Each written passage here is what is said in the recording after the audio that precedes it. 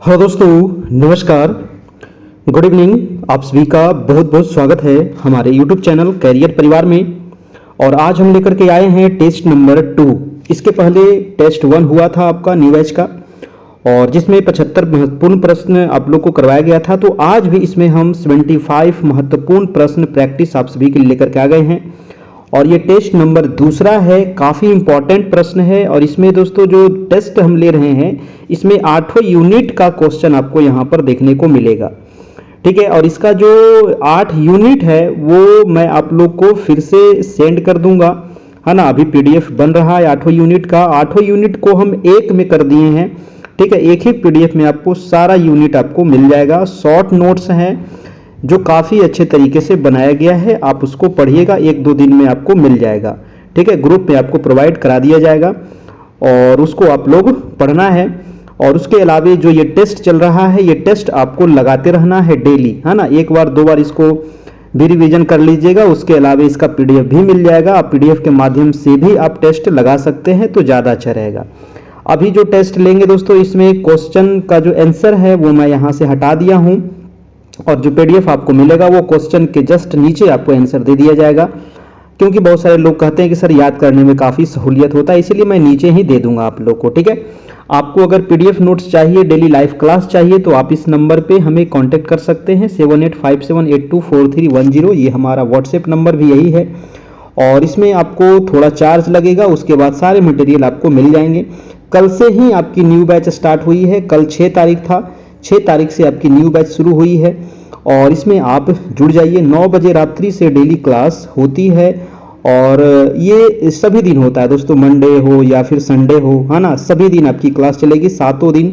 ठीक है, तो आप लोग को इसमें डेली रिवीजन होते रहेगा, जिसमें डीएलएड और समान अध्ययन दोनों की क्लास चलेगी आपकी। ठीक है, और ज़्यादा हम फोकस करेंगे डीएलएड पर, और समान अध्ययन पर भी करवाएंगे, टेंशन नहीं लेना है। समान अध्ययन भी आपकी होते रहेगी बीच बीच में, है ना। 2 टेस्ट आपका डीएलएड का होगा, तो 1 टेस्ट आपका समान अध्ययन का भी करवाते रहेंगे।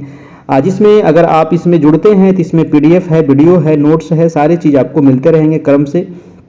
और कुछ भी अपडेट हो तो वो सारा चीज़ आपको ग्रुप में अपडेट होते रहेगा। नए टीचर जो इसमें जुड़ेंगे तो उनको मात्र 399 लगेगा, कोई मंथली चार्ज नहीं है, सिर्फ एक ही बार आपको पे लगेगा। और जो ओल्ड टीचर हैं, पुराने जो हमारे यहाँ पहले से जुड़े थे और पुराने बैच में थे, अगर नए बैच में उनको रिवीजन फिर से करना है तो मात्र उनको 201 पे करना होगा। कैसे पे करना है ये आपको यहाँ पर नंबर दिया गया है, इसी नंबर पर आप ऑनलाइन फ़ोन पे, गूगल पे कर सकते हैं। अगर आप फ़ोन पे, गूगल पे नहीं चलाते हैं तो अपने मित्र से, अपने किसी से भी आप पे करके इस नंबर पर आप अपने जो व्हाट्सएप नंबर आपका होगा उसी से हमको इसी नंबर पर मैसेज कर देना है।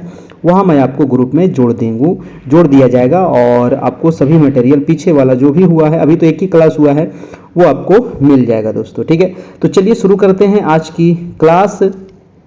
आज की क्लास का पहला क्वेश्चन देखिएगा, और यहाँ से आपको आज आंसर हटा दिया गया है। ठीक है, क्योंकि आंसर दिख जाने से ना थोड़ा सा अच्छा नहीं लगता है। ये सेट नंबर आपका 2 है, कल सेट नंबर 1 आप लोग का हो गया था। चलिए, तो यहाँ पर कह रहा है कि अधिगम की प्रक्रिया के एक चरण के रूप में छात्रों की त्रुटियों का पता लगाने के लिए शिक्षक को निम्नलिखित में से किसकी जानकारी सर्वाधिक आवश्यक है। देखिए, मैं क्वेश्चन पढ़ूंगा और आपको क्या करना है, ऑप्शन खुद से पढ़ना है। ठीक है, और फिर जवाब देना है। चारों ऑप्शन पढ़िएगा। 10 सेकेंड में लगभग आप लोग को समय दूंगा, और 10 सेकेंड में ही आप लोग को ऑप्शन पढ़ना है और फिर जवाब देना है। ठीक है, चलिए, तो पहला का आंसर क्या होगा आप लोग बताते चलना है। 9 बजे आपको डेली लाइव होती है, इसके लिए चैनल को सब्सक्राइब कर लीजिए, बेल आइकन दबा लीजिए, डेली आपको नोटिफिकेशन मिल जाएगा। वीडियो आप लोग को बिल्कुल फ्री मिल जाएगा। उसके अलावा जो पीडीएफ नोट्स हैं वो उसके लिए थोड़ा सा चार्ज आप सभी से लिया जाता है दोस्तों, है ना। जो भी चार्ज है वो पीडीएफ के लिए है, नोट्स के लिए है, और वीडियो आप देख सकते हैं हमारा। लेकिन हाँ, सारा वीडियो आप लोग को नहीं मिल पाएगा फ्री में, सभी वीडियो उन्हीं को मिल पाएगा जो ग्रुप में जुड़े हुए हैं। तो पहला का आंसर क्या होगा जल्दी से आप लोग बताइएगा, और वीडियो को लाइक आप लोग कर लीजिए, चैनल को सब्सक्राइब जरूर कर लीजिए। फर्स्ट का आंसर क्या होगा, अधिगम की प्रक्रिया के एक चरण के रूप में छात्रों की त्रुटियों का पता लगाने के लिए शिक्षक को किसकी जानकारी आवश्यक है। तो त्रुटि का पता लगाने के लिए किसकी जानकारी आवश्यक है, मैं डायरेक्ट आंसर बताऊंगा क्योंकि 75 सवाल हमको करना है। आंसर हो जाएगा, फटाफट आप लोग जवाब देते चलना है। अधिगम को प्रभावित करने वाले कारक, ठीक है, ऑप्शन नंबर बी हो जाएगा। अगला प्रश्न है आपका दूसरा नंबर प्रश्न है कि निम्नलिखित में से किस शिक्षा मनोवैज्ञानिक ने अभिप्रेरण एवं अधिगम के बीच संबंध स्थापित करते हुए यह कहा कि अभिप्रेरण से उत्पन्न क्रियाशीलता ही सीखने के लिए उत्तरदायी है। बहुत ही इंपॉर्टेंट सवाल है दोस्तों, हाँ, बहुत ही इंपॉर्टेंट सवाल है। इसका आंसर क्या होगा, किस मनोवैज्ञानिक ने ये कहा है, तो ये आंसर हो जाएगा स्किनर महोदय का दोस्तों, ये कहा हुआ है, ठीक है। किस शिक्षा मनोवैज्ञानिक ने, तो स्किनर महोदय के द्वारा दोस्तों ये कहा गया है कि अभिप्रेरण एवं अधिगम के बीच संबंध स्थापित करते हुए अभिप्रेरण से उत्पन्न क्रियाशीलता ही सीखने के लिए उत्तरदायी होता है। अगला प्रश्न है आपका तीसरा नंबर है कि सीखने के उद्दीपक अनुक्रिया सिद्धांत के मुख्य प्रतिपादक कौन है, बताइए। सीखने के उद्दीपक अनुक्रिया सिद्धांत के प्रतिपादक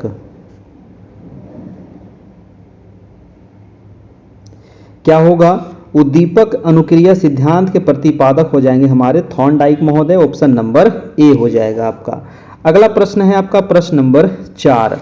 प्रश्न है कि सीखने की असफलताओं का कारण समझने की असफलताएं हैं, यह कथन किसका है।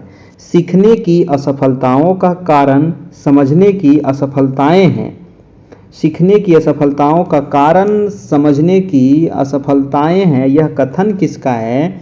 ये कथन है भाई आपका मर्सेल महोदय का, ठीक है, ये कथन है मर्सेल का।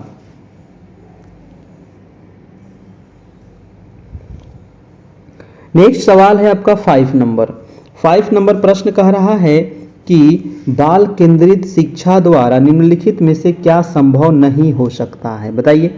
बाल केंद्रित शिक्षा के द्वारा क्या संभव नहीं हो सकता है।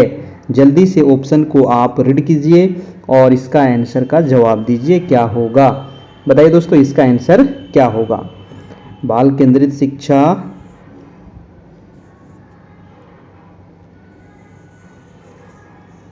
फर्स्ट होगा या सेकेंड होगा या थर्ड होगा या क्या होगा।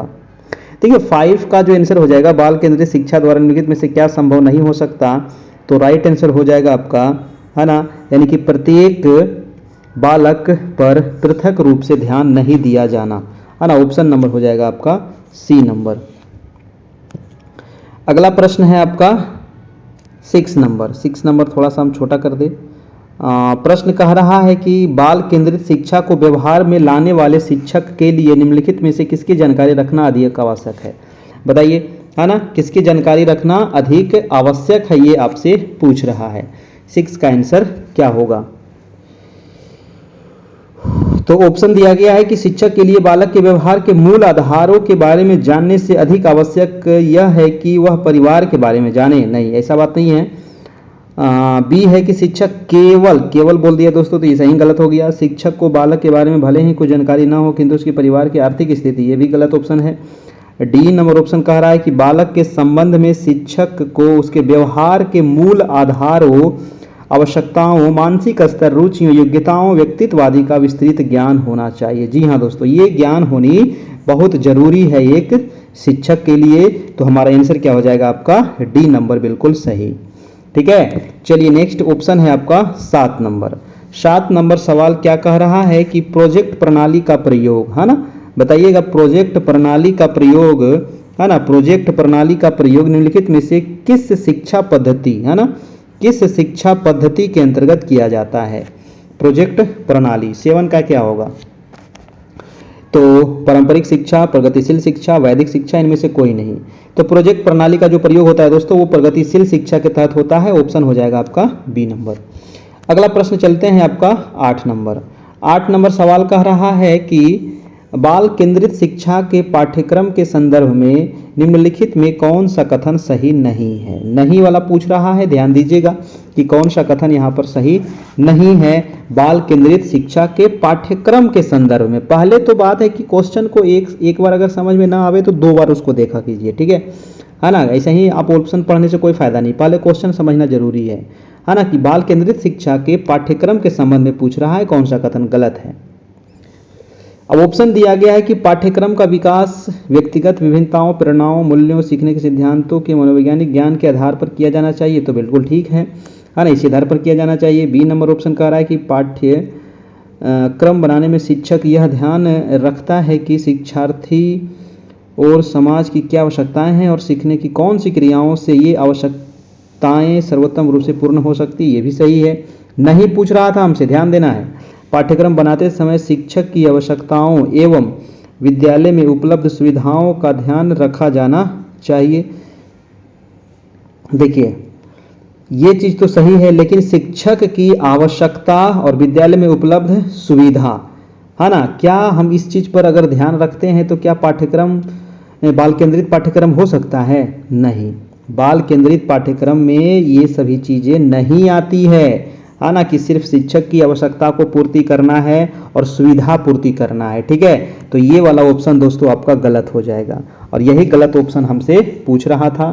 डी नंबर ऑप्शन भी आप एक बार देख लीजिएगा कि क्रियात्मक होने के लिए प्रत्येक पाठ्यक्रम एक समुचित मनोवैज्ञानिक आधार पर स्थापित हो, ये भी ठीक है ना, कि जो भी पाठ्यक्रम है एक मनोवैज्ञानिक आधार पर होना चाहिए, ठीक है, तभी तो वो हो सकता है बाल केंद्रित। लेकिन सी नंबर जो ऑप्शन है दोस्तों वो गलत है, यही गलत हमसे पूछ रहा था।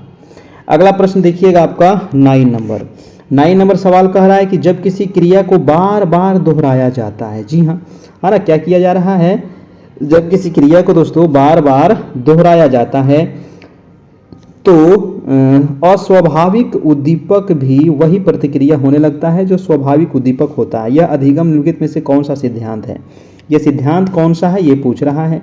अंतर्दृष्टि सिद्धांत, शास्त्रीय अनुबंध सिद्धांत, अनुकरण सिद्धांत, अनुभवजन्य सिद्धांत, क्या होगा?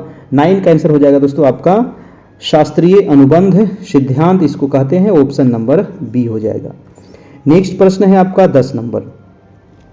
10 नंबर सवाल कह रहा है, काफी बड़ा प्रश्न है ना। 10 नंबर कह रहा है कि अनुभवजन्य अधिगम सिद्धांत की शैक्षिक उपयोगिता निम्नलिखित में से कौन सी हो सकती है? बताइए, अनुभवजन्य अधिगम सिद्धांत की शैक्षिक उपयोगिता निम्नलिखित में से कौन हो सकती है? क्या होगा? ध्यान दीजिएगा ऑप्शन पर। डी ऑप्शन नीचे आपको दिख रहा है।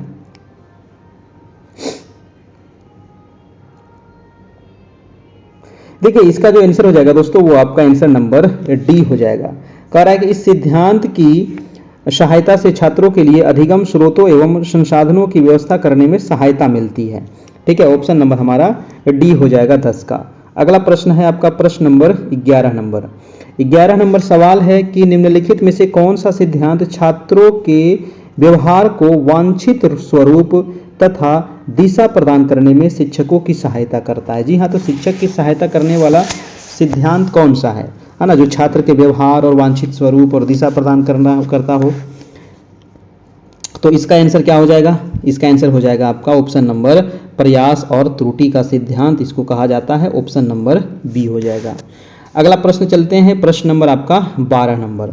9 बजे से आपकी डेली क्लास चलती है ना, 9 बजे से 9 PM है ना, 9 बजे रात्रि से डेली टेस्ट होती है प्रधान शिक्षक की, DLED और समान अध्ययन दोनों की, जिसमें अभी फिलहाल DLED चल रही है।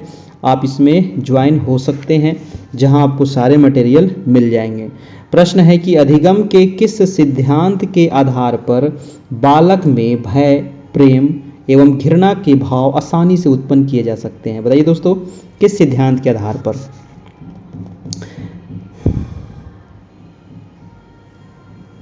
तो 12 का आंसर हो जाएगा आपका शास्त्रीय अनुबंध सिद्धांत, है ना। शास्त्रीय अनुबंध सिद्धांत के आधार पर ही बालक में भय है, प्रेम है, घृणा है के भाव आसानी से उत्पन्न किए जा सकते हैं।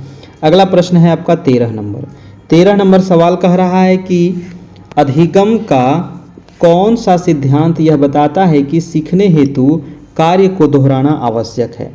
तो सीखने हेतु कार्य को दोहराना आवश्यक कौन सा सिद्धांत है?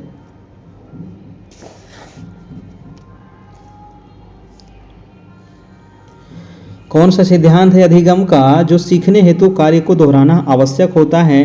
तो 13 का हो जाएगा दोस्तों आपका सी नंबर, यानी कि अनुभवजन्य अधिगम सिद्धांत। ठीक है, अनुभवजन्य अधिगम सिद्धांत, ऑप्शन नंबर सी। नेक्स्ट प्रश्न है आपका प्रश्न नंबर 14 नंबर।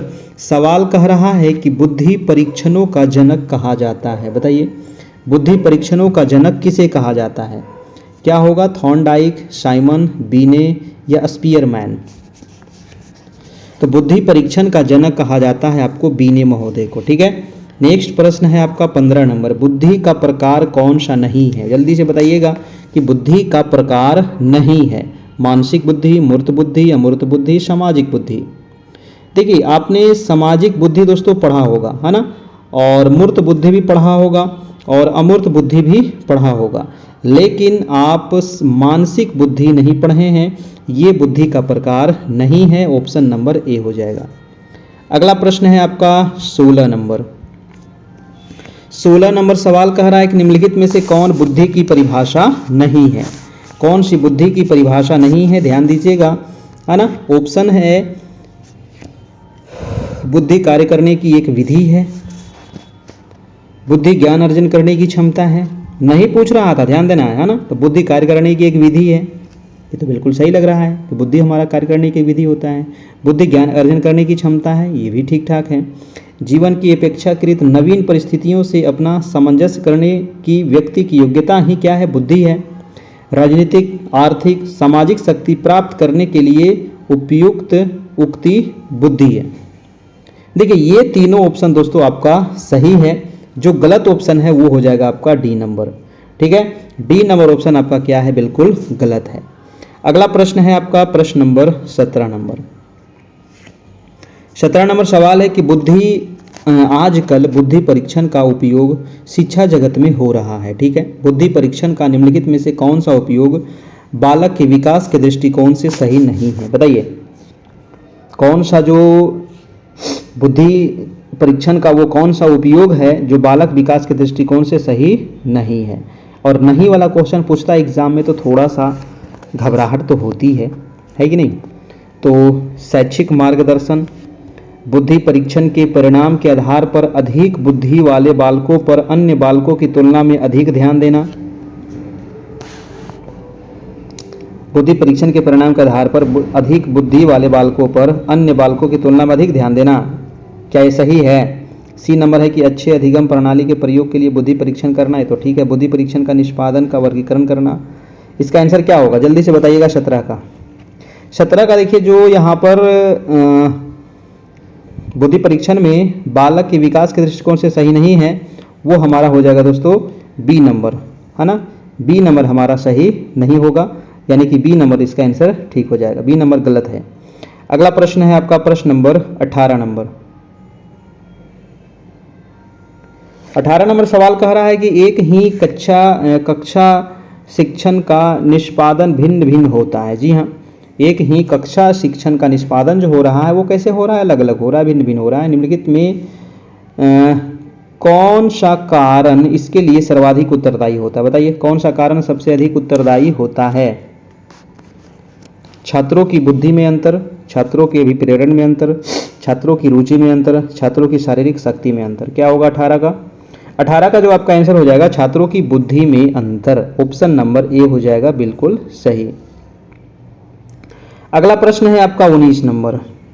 19 नंबर सवाल कह रहा है कि आपके विद्यालय में एक अध्यापक बहुत ही अच्छा पढ़ाते हैं। जी हाँ, आपके विद्यालय में क्या है? तो एक जो टीचर है ना, आपके विद्यालय में एक अध्यापक बहुत ही अच्छा पढ़ाते हैं। एक प्राचार्य के नाते आप इसके अच्छे कार्य के प्रति क्या करेंगे? बताइए, आप क्या करेंगे? उसके वेतन में वृद्धि करेंगे, उसकी प्रशंसा सभी के सामने करेंगे, या फिर उसकी कुछ पुस्तकें भेंट करेंगे, या उन्हें खूब प्रेरित करेंगे जिससे वह और ऊपर उठने का प्रयास करेंगे? तो 19 का आपका आंसर हो जाएगा डी नंबर, उन्हें खूब प्रेरित करेंगे जिससे कि क्या हो बच्चा, और ऊपर उठने का प्रयास हो, यानी कि आंसर नंबर हो जाएगा हमारा डी नंबर। अगला प्रश्न है आपका 20 नंबर। 20 नंबर सवाल कह रहा है कि एक अध्यापक के रूप में आप अपनी खाली समय का उपयोग कैसे करना चाहेंगे। जी हाँ, आप खाली समय बैठे रहते हैं ना, तो इसका उपयोग कैसे करेंगे। गपशप करने में बिल्कुल गलत बात है, गपशप तो करना ही नहीं है। अगला है कि आराम करने में, ये भी नहीं करना है। कोई रचनात्मक कार्य करने में या सड़कों पर घूमने में, 20 का क्या होगा। आंसर तो समझ में आ गया होगा आप लोग को, है ना। तो कोई दोस्तों रचनात्मक कार्य करना है, ठीक ना। आंसर हो जाएगा सी नंबर। अगला प्रश्न है आपका 21 नंबर। 21 है कि एक अध्यापक को अपने विद्यार्थियों के साथ कैसा व्यवहार करना चाहिए, बताइए, है ना। एक अध्यापक को विद्यार्थी के साथ कैसा व्यवहार करना चाहिए, ये बताना है। इसका आंसर क्या होगा। अपने बच्चों जैसा करना चाहिए, या फिर मित्रों जैसा, उनके आर्थिक के आधार पर, या फिर बौद्धिक स्तर के आधार पर। 21 का हो जाएगा दोस्तों, अपने बच्चों के जैसा ही व्यवहार करना चाहिए, ठीक है। अपने बच्चों के जैसा ही व्यवहार करना चाहिए। ऑप्शन हो जाएगा आपका ए नंबर, आपका बिल्कुल सही, ठीक है। चलिए अगला प्रश्न है आपका 22 नंबर। 22 सवाल है दोस्तों कि समस्या समाधान वह प्रतिमान है ना। समस्या समाधान वह प्रतिमान है जिसमें तार्किक चिंतन निहित होता है ना। समस्या समाधान वह प्रतिमान है जिसमें तार्किक चिंतन निहित होता है, किसका कथन है। ये कथन किसका है, स्टेनले, स्कीनर, जीन पियाजे या क्रो एंड क्रो का। 22 का आंसर हो जाएगा दोस्तों, ये जो कथन है वो भाई साहब स्टेनले महोदय का है। ऑप्शन नंबर ए हो जाएगा। नेक्स्ट प्रश्न है 23 नंबर कि कोई जो बच्चा है अपनी समस्या जब स्वयं हल कर लेता है तब आप बच्चों को कुछ नहीं कहेंगे या बच्चों को पुरस्कृत करेंगे। बच्चा क्या हुआ, खुद से अपना प्रॉब्लम सॉल्व कर लिया। बच्चों को दंडित करेंगे, दंडित तो करना नहीं है। बच्चों को दोबारा ऐसा न करने को कहेंगे, क्या ऐसा कहेंगे, नहीं नहीं नहीं। 23 का आंसर क्या होगा, तो बच्चों को भाई साहब हम लोग पुरस्कृत करेंगे। वाह वाह मेरे बच्चे, है ना, क्या ने आपने कमाल कर दिया, है ना, अपनी समस्या को खुद ही सोल्व कर दिया, तो उसको पुरस्कृत करेंगे हम लोग, ठीक है। चलिए नेक्स्ट सवाल है आपका सवाल नंबर 24। सवाल कितना होगा, 24 सवाल है कि तार्किक चिंतन निम्नलिखित में से किसका एक आवश्यक अंग है, बताइए।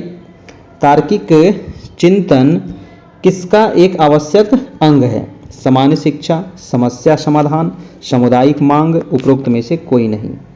तो इसका आंसर क्या हो जाएगा 24 का, ऑप्शन नंबर समस्या समाधान का। नेक्स्ट प्रश्न है दोस्तों आपका 25 नंबर। प्रश्न कह रहा है कि कोर पाठ्यक्रम निम्न में से किस बिंदु पर जोर देता है, बताइए। कोर जो पाठ्यक्रम है ना, कोर पाठ्यक्रम ये किस बिंदु पर जोर देता है। प्रजातांत्रिक, समस्या समाधान, सहकारी योजना, या फिर इनमें से सभी। क्या होगा, इनमें से सभी हो जाएगा आपका डी नंबर। वीडियो अच्छा लग रहा है तो मेरे प्यारे भाइयों बहनों एक बार वीडियो को लाइक भी कर दीजिएगा, और चैनल पर नए होंगे तो चैनल को सब्सक्राइब भी कर लेना है। नेक्स्ट प्रश्न है कि अध्यापक को विज्ञान पढ़ाते समय किस विधि का प्रयोग सबसे अधिक करना चाहिए। जी हाँ, सबसे अधिक विज्ञान पढ़ाते समय कौन सी विधि का प्रयोग करना चाहिए। ऑप्शन है प्रोजेक्ट, भाषण, पाठ्यपुस्तक या पर्यटन। 26 का क्या होगा मेरे भाई साहब, आंसर हो जाएगा आपका प्रोजेक्ट विधि का, ठीक है। प्रोजेक्ट विधि का प्रयोग करना चाहिए। नेक्स्ट प्रश्न है आपका 25 नंबर। प्रश्न है कि अध्यापक को छात्रों को इस बात के लिए कैसे प्रोत्साहित करना चाहिए कि बच्चे उससे प्रश्न करें। अब कैसे आप बच्चों को प्रोत्साहित करेंगे ताकि बच्चे आपसे प्रश्न पूछे, तो फटाफट इसका ऑप्शन पढ़िए, इसका जवाब दीजिए।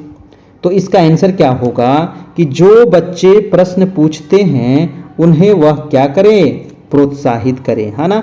जो बच्चा प्रश्न पूछ रहा है उन्हें और ज़्यादा प्रोत्साहित करें ताकि सभी बच्चे प्रश्न पूछने के लिए तैयार हो जाएं, ठीक है। ऑप्शन देखिए बी नंबर कह रहा था कि अध्यापक को बच्चों को प्रश्न पूछने नहीं देना चाहिए, बिल्कुल गलत बात है ना, पूछना चाहिए। कोई उसे कुछ ही छात्रों को प्रश्न पूछने की जिम्मेदारी नहीं, ये भी गलत है। कभी कभी छात्रों को अनुमति देना चाहिए, ये भी गलत है ना। ऑप्शन नंबर ए हमारा सही होगा। तो बार बार हम कहते हैं ऑप्शन चारों पढ़िए, फिर ऑप्शन छांटने का प्रयास कीजिए। अगला प्रश्न देखिए आपका 28 नंबर। आप क्या यह आवश्यक समझते हैं कि अध्यापक का अपने छात्रों को उनके नाम से पुकारना चाहिए? अध्यापक को अपने छात्रों को उनके नाम से पुकारना चाहिए, यदि हाँ तो क्यों? देखिए, हर एक टीचर को ना बच्चे का नाम पता होना चाहिए, ठीक है। अगर आप एक टीचर हैं तो आपके बच्चे का नाम आपको पता होना चाहिए कि उस बच्चे का क्या नाम है कि नहीं? ये सारी जानकारी आपको होनी चाहिए। ऑप्शन कह रहा है कि इससे अध्यापक एवं बच्चों में समीपता स्थापित होगी। मैं यह व्यर्थ ही मानता हूँ, ये बिल्कुल गलत है। और अगला ऑप्शन है कि इससे अध्यापक का बच्चों में स्थान बढ़ेगा, इससे बच्चे पढ़ने में मन लगाएंगे। क्या होगा 28 का? 28 का दोस्तों ऑप्शन नंबर ए जो है ना, वो बिल्कुल ही आपका क्या है, सही है कि इससे अध्यापक और बच्चों में समीपता आती है, ठीक है। आप बच्चों को नाम से पुकार करके देखिए, है ना, समीपता आएगी। अगला प्रश्न देखिए आपका 29 नंबर सवाल है दोस्तों कि क्रिएटिविटी शब्द के समानांतर शब्द कौन से हैं? बताइए। क्रिएटिविटी, है ना, क्रिएटिविटी शब्द के समानांतर आपसे पूछ रहा है शब्द कौन से हैं? रचनात्मकता, मौलिकता, सृजनात्मकता, इनमें से सभी। 29 का हो जाएगा आपका इनमें से सभी जो शब्द है ये क्रिएटिविटी से के समानांतर ही दोस्तों है, मौलिकता, रचनात्मकता, सृजनात्मकता, यानी कि आंसर हमारा क्या हो जाएगा, डी नंबर। अगला प्रश्न है 30 नंबर की अधिगम के पुनर्बलन सिद्धांत के प्रतिपादक कौन है? तो पुनर्बलन सिद्धांत के प्रतिपादक कौन है भाई? आपका आंसर हो जाएगा कौन? तो हल महोदय, है ना, हल महोदय, ठीक है। यहां से ना आपको एक तो आप कमेंट अगर करते चलते हैं तो और अच्छी बात है। कमेंट करने से क्या होता है कि आप लोग को ABCD क्या आंसर सही होगा, है ना, पता चल जाता है कि आपके कितना कॉन्फिडेंस है ना, कॉन्फिडेंस से आपको जवाब देना है, ठीक है। तो वो आप लोग को करना है ना। सभी लोगों को कमेंट करने से याद भी हो जाता है। अगर किसी क्वेश्चन गलत हो जाता है तो फिर आपको दोबारा गलत नहीं होगा। सांख्यिकी है, सांख्यिकी क्या है? कला है, विज्ञान है, या दोनों है? 31 का क्या हो जाएगा दोस्तों? तो सांख्यिकी जो है ये आपका कला भी है, ये आपका विज्ञान भी है, यानी कि आंसर हो जाएगा इनमें से सभी। अगला प्रश्न देखिए आपका है कि जब अंक वितरण पूर्ण हो तो प्रयोग करना चाहिए। जब अंक वितरण पूर्ण हो तो प्रयोग करना चाहिए किस चीज का? माध्यमिक का, माध्यिका का, बहुलक का, मध्यमान का, या फिर मानक विचलन का? 32 का हो जाएगा दोस्तों मध्यमान का आपका, ठीक है ना। क्या आंसर हो जाएगा? मध्यमान का प्रयोग करना चाहिए। नेक्स्ट प्रश्न है आपका 33 नंबर। 33 नंबर सवाल है कि निम्नलिखित में से किस कथन से बुद्धि एवं बुद्धि परीक्षण के महत्व का पता चलता है? बुद्धि एवं बुद्धि परीक्षण के महत्व का पता किससे चलता है? ऑप्शन है कि व्यावसायिक मार्गदर्शन में बुद्धि परीक्षण की भूमिका अहम होती है, बुद्धि परीक्षणों द्वारा प्रत्येक छात्र की सही उन्नति के मार्ग को प्रशस्त किया जाता है, या फिर सी नंबर है कि अनुसंधान के विभिन्न घटकों का चयन करना होता है, और तो बुद्धि भी एक आधार होता है ताकि कम से कम त्रुटि हो, और डी है कि उपयुक्त सभी कथनों से बुद्धि परीक्षण के महत्व का पता चलता है। तो भाई साहब डी नंबर ही ऑप्शन आपका इसका क्या हो जाएगा? सही हो जाएगा, हाँ ना, डी नंबर ऑप्शन ही आपका सही हो जाएगा। नेक्स्ट प्रश्न है आपका 34 नंबर। 34 सवाल कह रहा है कि आजकल बुद्धि परीक्षण का उपयोग शिक्षा के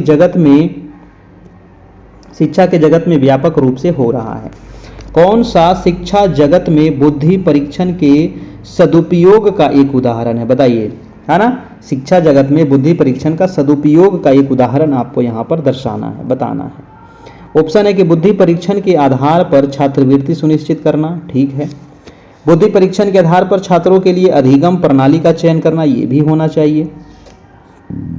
सी है कि बुद्धि परीक्षण के आधार पर छात्रों को परामर्श देना, और उपयुक्त सभी शिक्षा जगत में बुद्धि परीक्षण के सदुपयोग के उदाहरण है, ये बिल्कुल सही है ना। ऑप्शन आपका डी हो जाएगा।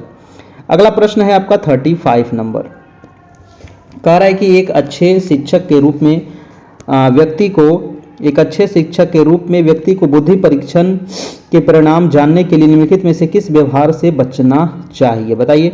4 ऑप्शन दिख रहा है। एक अच्छे शिक्षक के रूप में व्यक्ति को बुद्धि परीक्षण के परिणाम जानने के बाद निम्नलिखित में से किस व्यवहार से बचना चाहिए। 35 का क्या होगा? तो इसका आंसर क्या होगा दोस्तों, जल्दी से आप लोग अपना अपना बताते चलिएगा। 35 का आपका आंसर हो जाएगा ऑप्शन नंबर बी, यानी कि परिणाम के आधार पर कम बुद्धि वाले बच्चों का चयन कर उन्हें कठिन कार्य से रोकना। ठीक है, ये होना चाहिए ऑप्शन नंबर बी।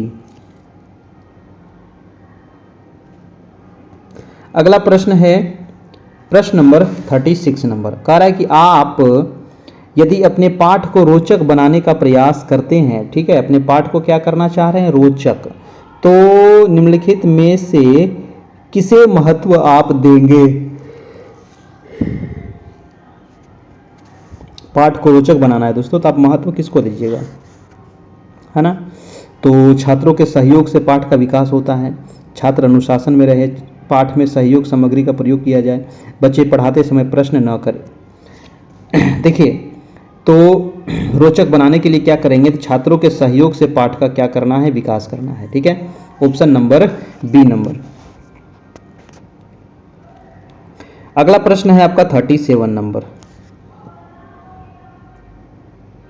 37 कह रहा है दोस्तों कि आपके विद्यालय के कुछ अवकाश प्राप्त अध्यापक विद्यालय में आते हैं और अपना कनिष्ठ अध्यापक उनका सम्मान नहीं करता है। जी हाँ, आपके जो विद्यालय है वहाँ पर जो अवकाश प्राप्त अध्यापक हैं वो आपके विद्यालय में आते हैं और आपके जो कनिष्ठ हैं वो उनका सम्मान नहीं करते, यानी कि जो अभी विद्यालय में अध्यापक टीचर हैं वो उनका सम्मान नहीं करते हैं, तो क्या करना चाहिए?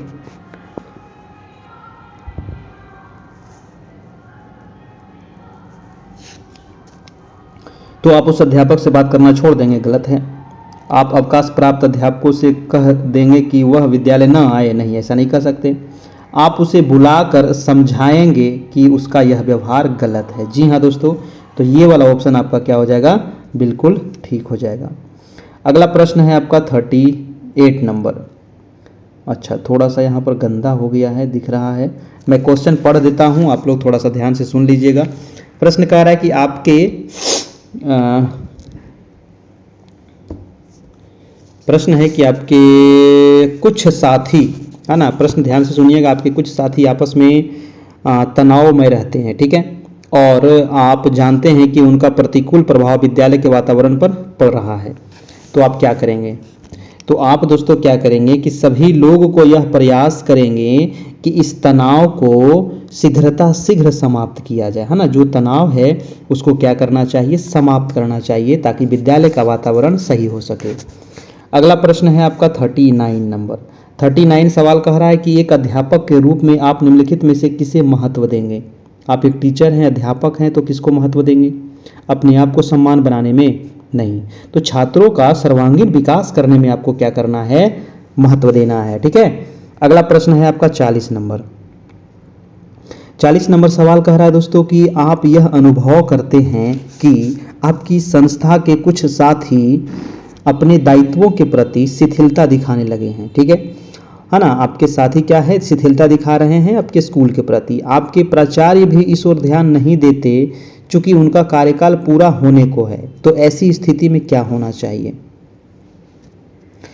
तो ऑप्शन कह रहा है कि आप उन साथियों को प्रेरित करेंगे जो अपने कार्य में ढील देते हैं, या फिर बी नंबर है कि आप अपने कार्य में ढील देने लगेंगे। नहीं, तो ऐसा नहीं करना है। आपके जो साथी निष्ठावान नहीं है उनका आलोचना करने लगेंगे, ये भी गलत है। आप अपने कार्य को पूर्ण निष्ठा से करते रहेंगे, तो ये भी बिल्कुल बात सही है ना, ये भी आपका सही है। इसका आंसर क्या होगा दोस्तों, बताइए? इसका आंसर हो जाएगा आपका डी नंबर ही बिल्कुल ठीक हो जाएगा। ऐसे ए नंबर भी आपका ऑप्शन ठीक ही लग रहा था, लेकिन डी नंबर ज़्यादा सही है। अगला ऑप्शन है आपका 41, प्रश्न है 41 नंबर। प्रश्न कह रहा था कि एक अध्यापक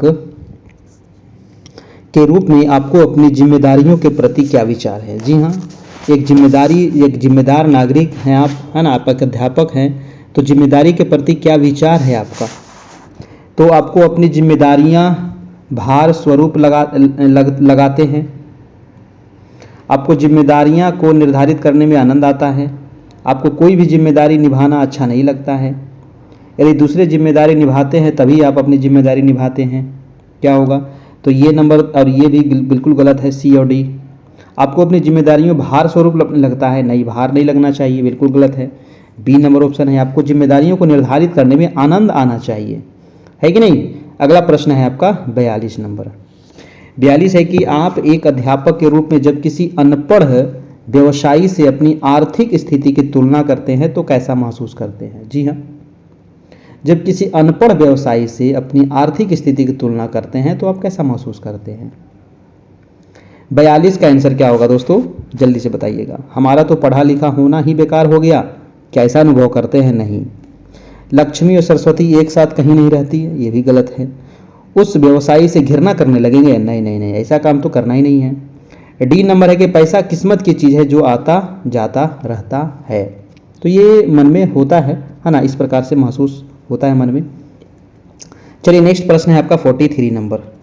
43 कह रहा है कि यदि व्यक्ति ने अपने वातावरण के सामंजस्य करना सीख लिया है या सीख सकता है तो उसमें बुद्धि है। बुद्धि की यह परिभाषा किसने दी है? बताइए, है ना, बहुत बढ़िया सवाल है ना। जो व्यक्ति है वातावरण से सामंजस्य करना सीख लिया है या सीख सकता है तो उसमें क्या है? बुद्धि है, तभी तो वो सामंजस्य करना सीख रहा है। तो बुद्धि की यह परिभाषा किसने दी है भाई? ये परिभाषा देने वाले व्यक्ति हैं कॉल्विन। कौन? कॉल्विन महोदय। अगला प्रश्न है आपका 44 नंबर। 44 सवाल कह रहा है कि बुद्धि के बहुकारक सिद्धांत के मुख्य समर्थक थॉर्नडाइक थे। निम्नलिखित में से कौन सा कथन इस सिद्धांत के अनुरूप है ना? बुद्धि के बहुकारक सिद्धांत के मूल समर्थक कौन थे? थॉर्नडाइक। तो इस कथन के सिद्धांत के अनुरूप कौन सा ऑप्शन होगा? ऑप्शन कह रहा है ए नंबर की बुद्धि कई तत्वों का समूह होती है और प्रत्येक तत्व में कोई सूक्ष्म योग्यता निहित होती है। बताइएगा। बिल्कुल सही बात है कि बुद्धि कई तत्वों का समूह होता है और प्रत्येक तत्व में कोई सूक्ष्म योग्यता निहित होती है। बी नंबर है कि कुछ मानसिक क्रियाओं में एक प्रमुख तत्व सामान्य रूप से विद्यमान होता है, जो उन क्रियाओं के कई ग्रुप होते हैं उनमें अपना एक प्रमुख तत्व होता है। नहीं, ऐसा नहीं है। व्यक्ति बौद्धिक व्यवहार अनेक स्वतंत्र योग्यताओं पर निर्भर करता है, किंतु इन स्वतंत्र योग्यताओं का क्षेत्र सीमित होता है, ये भी गलत है। इसका जो आंसर हो जाएगा दोस्तों आपका ए नंबर आपका बिल्कुल ठीक हो जाएगा। अगला प्रश्न है आपका प्रश्न नंबर 45 नंबर। प्रश्न है कि एक अध्यापक के रूप में आप बहुत ईमानदार हैं, ठीक है। अपनी इस ईमानदारी के प्रति आपकी स्वयं की क्या सोच है? बताइए, है ना, आपकी अपनी इस ईमानदारी के प्रति आपकी स्वयं की क्या सोच है? तो 45 का आंसर क्या होगा कि मैं ईमानदार हूं वह कोई भी मेरे ईमान को डगमगा नहीं सकता है। जी हाँ, यही होनी चाहिए, है कि नहीं। मैं ईमानदार इस कारण से हूं कि चूंकि मैं अध्यापक हूं। नहीं, ये भी गलत, ये भी गलत हो जाएगा, ये नंबर आपका सही हो जाएगा। अगला प्रश्न देखिएगा 45 हो गया। 46 नंबर प्रश्न है कि किसी सेमिनार में आप एक श्रोता के रूप में भाग ले रहे हैं। जी हाँ, है ना, बहुत सारे सेमिनार होते रहता है, तो आप एक श्रोता के रूप में उसमें भाग ले रहे हैं तो क्या होगा? यदि वक्ता के विचार आपको पसंद नहीं आते तो आप उसे बोलने नहीं देंगे? ऐसा बात नहीं है, उसका जो मन में है बोलो भाई, हम क्यों मना करेंगे। दूसरा है कि वक्ता को बोलने देंगे पर आप शांत न रहेंगे, ये भी गलत है। किसी भी संकोच को कारण आप चुप ही रहेंगे। डी नंबर ऑप्शन कह रहा है कि वक्ता को बोलने देंगे वह फिर कुछ कहने की अनुमति मांगेंगे, है ना। अगर वो गलत बोल रहा है तो अनुमति मांगेंगे और फिर उसके बारे में बताएंगे। अगला प्रश्न है आपका 7 नंबर, सॉरी 7 नहीं है, 47 नंबर है ना, यहाँ पर होगा 47।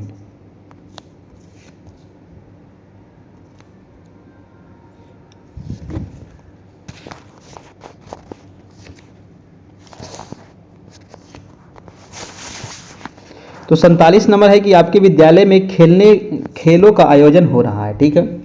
तब शिक्षक कार्य स्थगित है, आप अवकाश मांगेंगे, आप यथासंभव विद्यालय परिसर में रहकर छात्रों का उत्साह वर्धन करेंगे। 47 का क्या आंसर होना चाहिए?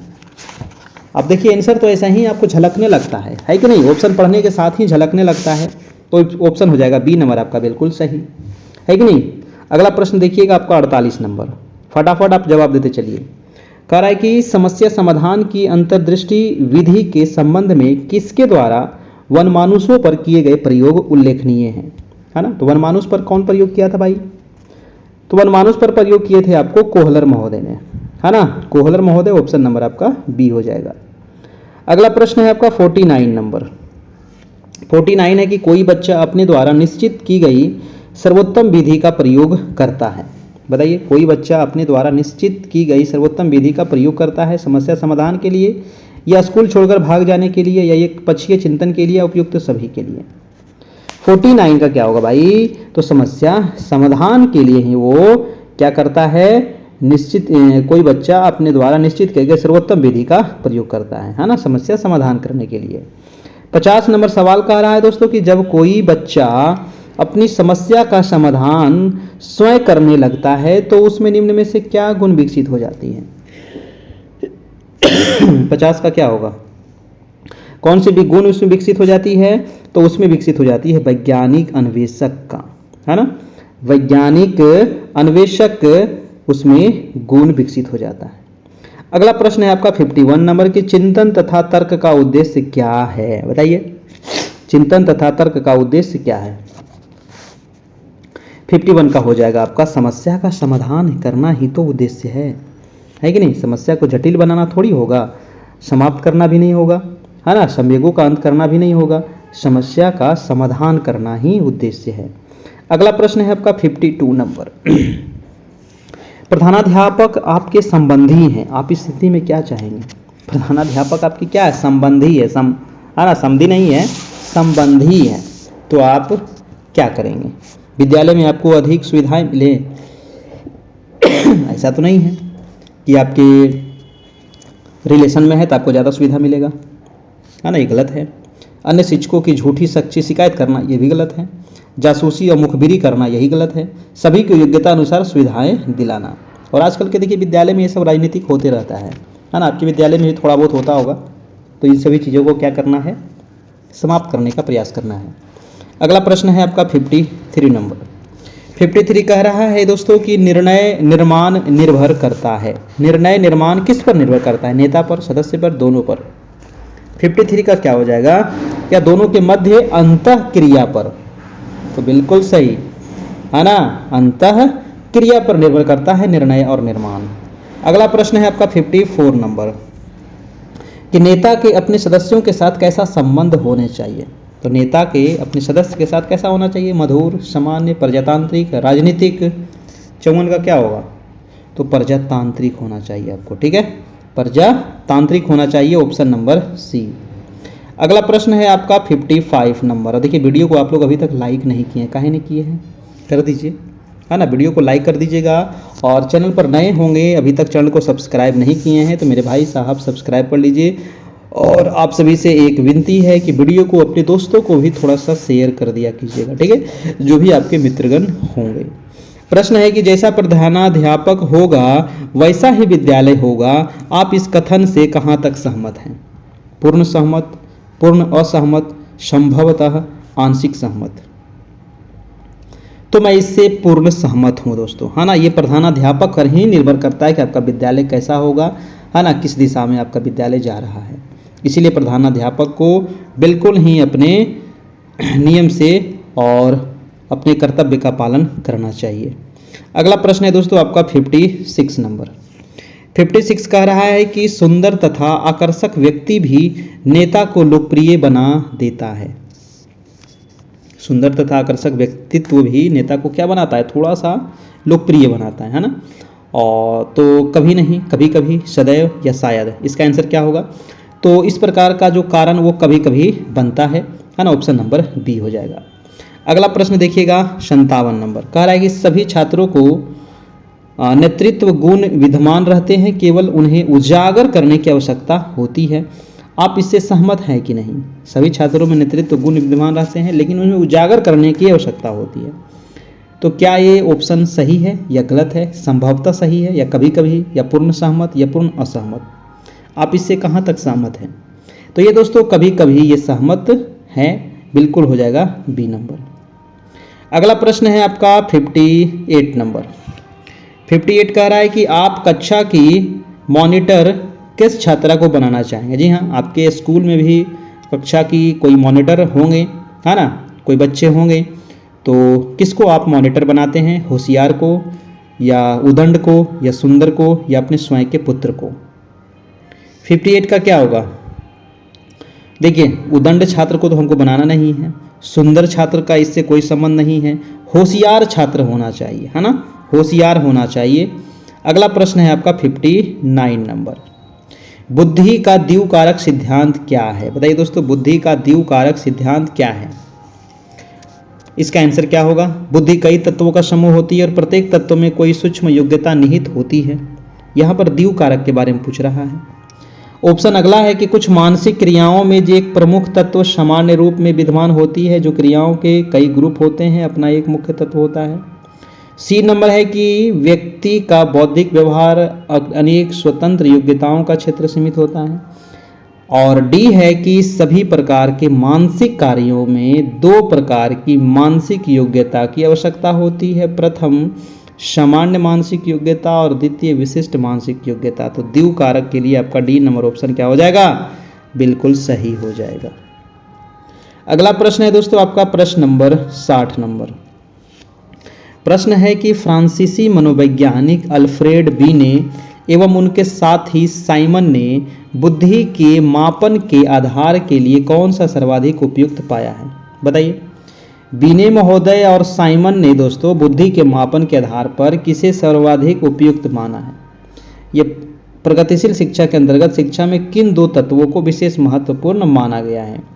क्या होगा? क्या होगा इसका आंसर 60 का?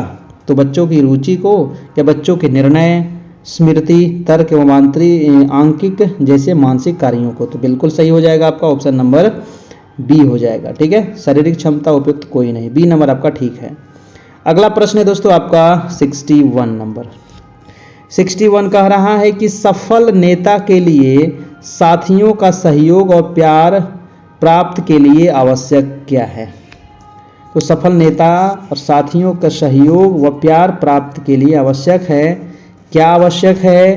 तो उनके साथ रुचिकर विचार विमर्श करना चाहिए। ठीक है, उनके साथ रुचिकर विचार विमर्श करें, ऑप्शन नंबर सी। नेक्स्ट है आपका 62 नंबर। 62 कह रहा है दोस्तों कि शिक्षक के किस गुण की छात्र सर्वाधिक प्रशंसा करते हैं? बताइए, किस गुण का सबसे अधिक प्रशंसा करता है छात्र? आपका कोई प्रशंसा करता है कि नहीं करता है? करता है तो बताइए। चुस्त और सुंदर का, हाजिर जवाब होगा, मित्रतापूर्ण व्यवहार या प्रभावशाली शिक्षण? तो बच्चे जो करते हैं दोस्तों वो प्रभावशाली शिक्षण का प्रशंसा करते हैं, है ना। जितना ज़्यादा प्रभावशाली, क्योंकि हमारा काम क्या है, शिक्षकों का काम क्या है? प्रभावशाली तरीके से बच्चों को शिक्षा देना।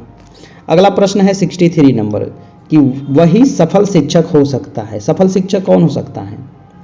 जो कठोर अनुशासन रखता हो? नहीं, ऐसा बात नहीं है। नियमित गृह कार्य देखता है, अच्छे अंक देता है, छात्रों की प्रगति के लिए सजग रहता है। जी हाँ, है ना, छात्र के प्रगति के लिए जो टीचर हमेशा सजग रहता है ना, वो ही सफल शिक्षक हो सकता है। अगला प्रश्न है आपका 64 नंबर। कह रहा है कि कुछ अध्यापक अपने निष्पक्ष व्यवहार के कारण शीघ्र ही छात्रों तथा अब साथी अध्यापकों में प्रिय हो जाते हैं। इस कथन से आप कहाँ तक सहमत हैं? बताइए। कुछ अध्यापक अपने निष्पक्ष व्यवहार के कारण शीघ्र ही छात्रों तथा साथी अध्यापकों में प्रिय हो जाते हैं, है ना। तो कहाँ तक आप इससे सहमत है भाई? तो हम तो इससे पूर्ण सहमत हैं, है ना। आप जिस अनुसार से बच्चों के साथ व्यवहार करिएगा, जिस अनुसार से उनको शिक्षा दीजिएगा, है ना, तो आप उनके बीच में लोकप्रिय हो जाइएगा। आपको विश्वास नहीं होगा, मैं जिस स्कूल में गया हूँ बच्चे बहुत घुल मिल गए हैं, है ना, क्योंकि उन लोगों को मैं हमेशा पढ़ाते रहता हूँ। ठीक है, बैठे तो ऐसे मन लगता ही नहीं है। कुछ कुछ लोगों को तो देखते हैं कि बैठ के गप हाँकते रहते हैं, लेकिन हमको तो बैठे मन लगता ही नहीं है। जो भी क्लास खाली रहे उसमें जा कर के बच्चों को पढ़ा दो। ठीक है, और इस प्रकार से पढ़ाइए कि बच्चे आपका फ़ैन हो जाएं, है कि नहीं। आंसर हो जाएगा ए नंबर। अगला प्रश्न है आपका 65 नंबर। 64 हो गया। 65 प्रश्न कह रहा है दोस्तों कि विद्यालय में नेता का पद किसे प्राप्त होता है? बताइए, विद्यालय में नेता का पद किसको प्राप्त होता है? तो विद्यालय का नेता का पद ही तो दोस्तों शिक्षक ही तो है विद्यालय का नेता, है कि नहीं? शिक्षा अधिकारी थोड़ी होगा, है ना, शिक्षक को हो जाएगा। अगला प्रश्न है 66 नंबर की, कक्षा में नेतृत्व करता है शिक्षक, मॉनिटर, प्रधानाध्यापक या छात्र समूह? कक्षा में नेतृत्व कौन करता है? तो कक्षा में नेतृत्व करता है दोस्तों शिक्षक, है ना। कक्षा में नेतृत्व कौन करता है? शिक्षक करता है, ऑप्शन नंबर ए हो जाएगा। अगला प्रश्न है 67 नंबर। 67 कह रहा है कि नेता के सुझाव या बातें जब आदेश के रूप में न हो किंतु समूह उन्हें आदेश के रूप में माने तो नेता समूह के मध्य विचारों का आदान प्रदान कैसा होगा? सबल होगा, निर्बल होगा, अधूरा होगा या पूर्ण होगा? जल्दी से बताइएगा 67 का क्या होगा? तो इसका आंसर हो जाएगा निर्बल होगा, ठीक है, ऑप्शन नंबर बी। अगला है 68 नंबर। 68 सवाल कह रहा है दोस्तों कि यदि नेता सदस्यों के सम्मुख सुझाव रखता है ना, सशस्त्र सुझाव रखता है हो तो इससे नेता का प्रभाव अपने सदस्यों का होगा, कम होगा, अधिक होगा, मध्य होगा या कुछ भी नहीं होगा? तो इसका प्रभाव दोस्तों कम होगा, है ना, ऑप्शन नंबर ए हो जाएगा। अगला है 69 नंबर। शिक्षक छात्रों के लिए आदर्श हैं। क्यों आदर्श हैं? वह विद्वान होता है, वह नेता होता है, उसमें छात्र हित सर्वोपरि होता है, वह उचित वातावरण बनाता है। क्या होगा 69 का? देखिए शिक्षक जो होते हैं दोस्तों वो छात्र हित के लिए सर्वोपरि होते हैं, है ना। कोई भी समस्या हो बच्चों का उसका हमें क्या करना है? समाधान करना है, और यही होना भी चाहिए। अगला प्रश्न है 70 नंबर। आपका बच्चों आपके विद्यालय में अध्ययन करता है, आपका बच्चे आपके विद्यालय में अध्ययन करता है, परीक्षा के दिनों में आप क्या चाहेंगे? बताइए। आपका बच्चा सिर्फ उत्तीर्ण हो जाए, ऐसा तो हम नहीं चाहेंगे सिर्फ बच्चा उत्तीर्ण हो जाए, है ना। आपका बच्चा अधिकतम अंक लाए, नहीं, तो अधिकतम अंक लाना भी जरूरी नहीं है। अब बच्चा अपनी योग्यता के आधार पर अंक लाए, है ना, जो बच्चे का योग्यता है उस आधार पर अंक लाए, मैं यही चाहता हूं, ऑप्शन नंबर सी हो जाएगा। बच्चों को अपनी योग्यता से अधिक अंक मिले नहीं, अधिक कैसे मिल जाएगा, है ना, आंसर हो जाएगा सी नंबर। अगला प्रश्न है आपका 72 नंबर, 72 नंबर। और देखिए अभी तक आप लोग लाइक नहीं किए भाई साहब, सभी लोग एक बार लाइक कर दीजिएगा। 9 बजे से डेली आपकी क्लास चलती है रात्रि में, ठीक है, रात्रि में 9 बजे से डेली लाइव चलती है, आप लोग डेली ज्वाइन कर लीजिएगा। और इसका पीडीएफ के लिए आप हमें कांटेक्ट भी कर सकते हैं, हमारा नंबर है 78 57 82 43 10, जहां आपको सारे पीडीएफ नोट्स मटेरियल प्रोवाइड करा दिए जाएंगे, ठीक है। 7857824310। और लास्ट में मैं फिर से बता दूंगा कि कैसे आपको मिलेगा, कहाँ मिलेगा, है ना। 71 नंबर है। और ये देखिए नया बैच शुरू हुआ है, कल ही शुरू हुआ है, मात्र अभी एक क्लास हुआ है इसमें, ठीक है, और ये मात्र एक टेस्ट हुआ है अभी, ठीक है। और 2 से 3 दिन में आपको दोस्तों 8 यूनिट का शॉर्ट नोट्स आपको उपलब्ध करा दिया जाएगा, ठीक है। 2-3 दिन अभी लगेगा और 8 यूनिट का एक पीडीएफ आप लोग को मिलेगा, है ना। 8 यूनिट का एक पीडीएफ मिलेगा, थोड़ा सा शॉर्ट है ना, क्योंकि लंबा वाला तो आप लोग को दे ही दिए हैं, है ना। शॉर्ट वाला दे देंगे जो आपको पढ़ने में काफ़ी आसानी होगा, एक ही में आपको सारा मिल जाएगा, ठीक है। वो ज़्यादा नहीं है, लगभग होगा 30-35 पेज का होगा लगभग, ठीक है ना, 30-35 पन्ना होगा, ज़्यादा नहीं होगा। उसको 1-2 बार आप जरूर पढ़िएगा, ठीक है, बहुत अच्छे तरीके से उसमें लिखा गया है। चलिए 73 क्या हो जाएगा? वो आपको सब्जेक्टिव नोट्स रहेगा, वो नोट्स आपको उपलब्ध हो जाएगा। 71 नंबर प्रश्न कर रहा है कि विद्यालय के पुस्तकालय के लिए पुस्तकें खरीदने की समिति में आप भी हैं तो अच्छी पुस्तकें खरीदने पर बल देंगे, सस्ती पुस्तकें ही खरीदेंगे? क्या सस्ती पुस्तकें ही खरीदेंगे? नहीं, ऐसा तो नहीं बात होना चाहिए, है ना। अपने विषय से में संबंधित पुस्तकें अधिक से अधिक खरीदेंगे? नहीं, ऐसा नहीं है, सभी विषय का पुस्तक उसमें होना चाहिए, अपने से परिचित लेखकों के, ये भी गलत है ना। इसमें आंसर हो जाएगा ए नंबर, अच्छी पुस्तकें ही खरीदने पर क्या देंगे हम दोस्तों? बल देंगे, है ना। अगला प्रश्न देखिएगा आपका 72 नंबर। 72 नंबर कह रहा है कि छात्रों के मन में विद्यालय के प्रति अपनत्व भाव उत्पन्न करने के लिए क्या होना चाहिए? तो छात्रों के मन में विद्यालय के प्रति अपनत्व भाव उत्पन्न करने के लिए क्या होना चाहिए? तो अध्यापकों के निर्देश में छात्र संगठन की स्थापना करना जो सेवा भाव का प्रदर्शन करे, या फिर जो छात्र विद्यालय के प्रति अपनत्व भाव नहीं रखते उन्हें दंड देना, दंड तो देना ही नहीं है, छात्रों को प्रतिदिन यह आदेश देना कि वह विद्यालय भवन को स्वच्छ रखे, या फिर SUPW को अनिवार्य रूप से लागू करना नहीं। आंसर हो जाएगा आपका सी नंबर। ठीक है, सी नंबर आपका बिल्कुल सही है। अगला प्रश्न देखिएगा 72 नंबर। 72 कह रहा है दोस्तों कि आप एक शिक्षक के रूप में समाज में प्रतिष्ठा कैसे प्राप्त कर सकते हैं। ठीक है, आपको समाज में प्रतिष्ठा कैसे मिलेगी, तो सामाजिक क्रियाकलापों में भाग लेकर के, या फिर अपने उत्तरदायित्वों का निष्ठापूर्वक पालन करके, या फिर किसी राजनीतिक पार्टी का सदस्य बन करके, समाज सेवा करके। सबसे महत्वपूर्ण चीज़ है दोस्तों, आपका जो उत्तरदायित्व है उसको निष्ठापूर्वक क्या करना है, पालन करना है, तभी आपका समाज में क्या हो सकता है, प्रतिष्ठा हो सकता है। अगला प्रश्न है 74 नंबर। 74 है कि आपकी राय में सफल शिक्षक किसको कहेंगे, है ना। सफल शिक्षक आप किसको कहेंगे दोस्तों, आपकी राय में सफल शिक्षक कौन है, जिसका व्यक्तित्व प्रभावशाली व सुंदर है, या फिर जिसका अनुशासन कठोर है, तो कठोर तो होना नहीं चाहिए, जो विषय का प्रकांड विद्वान है, नहीं ऐसा बात नहीं कि जो प्रकांड विद्वान है वही सफल शिक्षक होगा, जिसकी अभिव्यक्ति क्या हो, प्रभावशाली हो, है ना, जिसकी व्यक्तित्व क्या होनी चाहिए, अभिव्यक्ति क्या होनी चाहिए, प्रभावशाली होनी चाहिए, वही एक सफल शिक्षक है। Option number D. और आज का दोस्तों लास्ट सवाल है। ठीक है, लास्ट सवाल ये कह रहा है कि किसी छात्र में किशोरावस्था के बाद तीव्र विकास होता है। बताइए, किसी छात्र में किशोरावस्था के बाद तीव्र विकास होता है, तो अमूर्त चिंतन संबंधी योग्यताओं का, या तर्क संबंधी योग्यताओं का, पठन संबंधी योग्यताओं का, या फिर उपयुक्त सभी, क्या होगा। तो इसमें आंसर हो जाएगा दोस्तों, किशोरावस्था के बाद जो तीव्र विकास होता है वो अमूर्त चिंतन संबंधी योग्यताओं का विकास होता है। ऑप्शन नंबर ए हो जाएगा। देखिए, अभी जो टेस्ट आपका हुआ है इसमें जो क्वेश्चन है इसके जस्ट नीचे आप लोग को आंसर दे दिया जाएगा PDF में, और कल से ही आपकी 6 तारीख से, है ना, 6 अप्रैल से ही आपकी न्यू बैच शुरू हुई थी, जिसमें 9 बजे से आपकी डेली क्लास चल रही है। दूसरा टेस्ट आज था दोस्तों, और अभी DLED का टेस्ट चल रहा है, और कल जो होगा टेस्ट वो हम कोशिश करेंगे समान अध्ययन का टेस्ट लेने के लिए। ठीक है, टेस्ट नंबर 3, क्योंकि 2-3 टेस्ट हम लेंगे DLED का, और एक टेस्ट अब समान अध्ययन का भी चलेगा, क्योंकि उसको भी देखना बहुत ज़रूरी है। इसके अलावा DLED का नोट्स भी आप लोग को मिल जाएगा 2-3 दिन में, है ना, अभी वो तैयार हो रहा है, उसका भी मिल जाएगा आप लोग को। ठीक है, शॉर्ट नोट्स 399 अभी मात्र इसमें चार्ज है, और न्यू टीचर के लिए जो लोग अभी तक हमारे यहाँ नहीं जुड़े हैं उनके लिए मात्र 399, कोई मंथली नहीं है, एक बार आपको पे करना है। और जो हमारे पुराने शिक्षक इसमें जुड़ना चाहते हैं तो उनको मात्र 201 पे करना होगा ना, 201 उनको पे करना होगा, तभी उनको मिल पाएगा। ठीक है, ये हमारा फ़ोन पे गूगल पे नंबर है 7857824310, है ना, ये नंबर है हमारा।